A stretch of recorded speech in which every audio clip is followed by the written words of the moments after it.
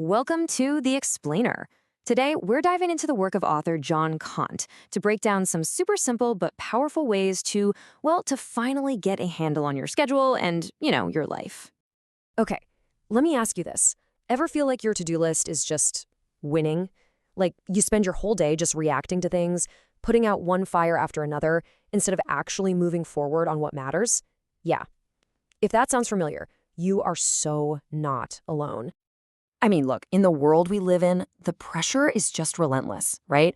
We're supposed to do more with less, crush it at work, and have this amazing personal life. It's a lot. And that's exactly why getting organized isn't some nice-to-have luxury anymore. Honestly, it's pretty much a survival skill. So let's just call it what it is: modern-day chaos. We're going to dive into why so many of us feel this way, and more importantly, what the real upside is when you finally get a grip on it all. And here's what John Caunt points out, which I think is so important. Getting organized isn't about becoming some rigid robot with a color-coded schedule. It's actually about freedom. Seriously, just imagine it. Less time spent dealing with last-minute crises, more focus on what's really important, more time for your hobbies, your family. It's about feeling less stressed out and actually getting that sense of, hey, I got things done today. Okay, so the benefits are pretty clear, right? Who wouldn't want all that? So why is it so darn hard to actually get organized? Well, a lot of the time, it boils down to a few myths that we tell ourselves. All right, myth number one, and this is a big one. I'm just not born organized, it's a talent. You hear that all the time. But the reality? Organization is a learned skill, that's it. Nobody comes out of the womb with a perfect filing system.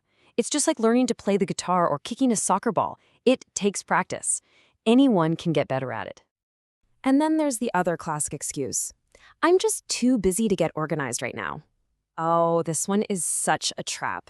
Here's the thing. Being busy is not the same as being productive. Not at all. Putting in a little time now to create a system, it doesn't just consume time, it actually creates more time for you down the road. Think of it as an investment that pays you back with interest in the form of extra hours and way less stress. So if it's not about being born messy or too busy, what are the real culprits?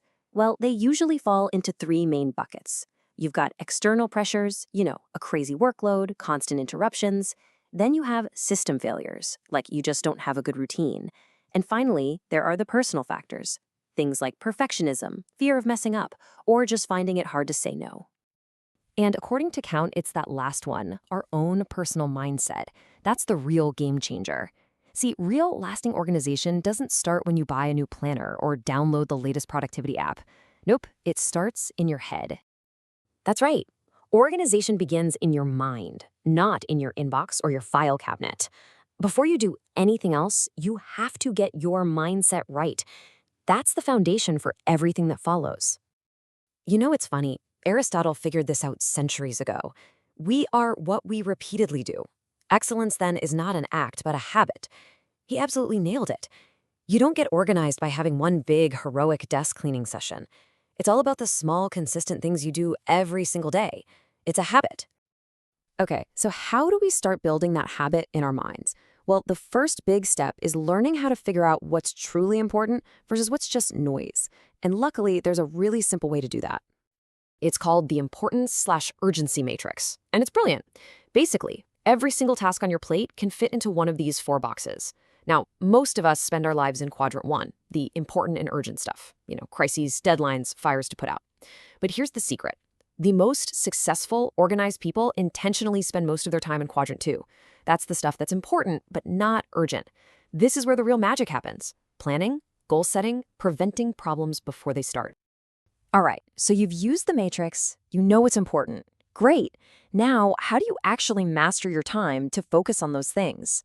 How do you get the biggest bang for your buck with the limited energy you have? The answer is a really cool concept called the Pareto principle. You've probably heard of it as the 80-20 rule. And this idea is a total game changer.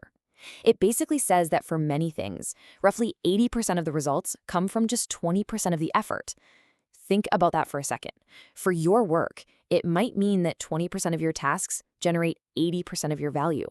The key, the absolute secret to being super productive is to figure out what your vital 20% is and then focus on that like a laser.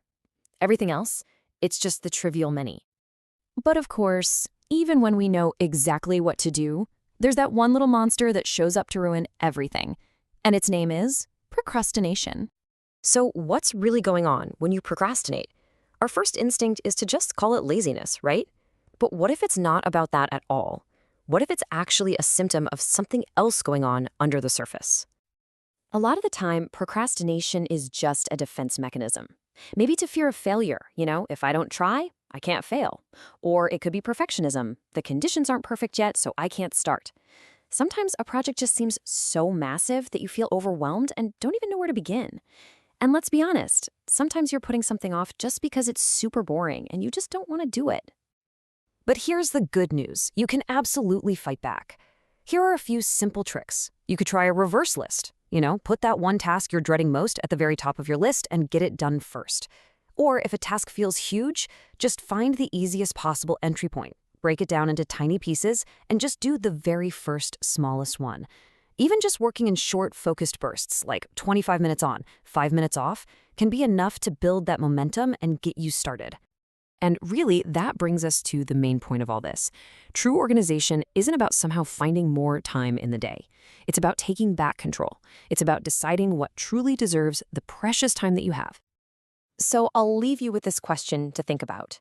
After everything we've talked about, what's that one task? You know the one you've been putting off.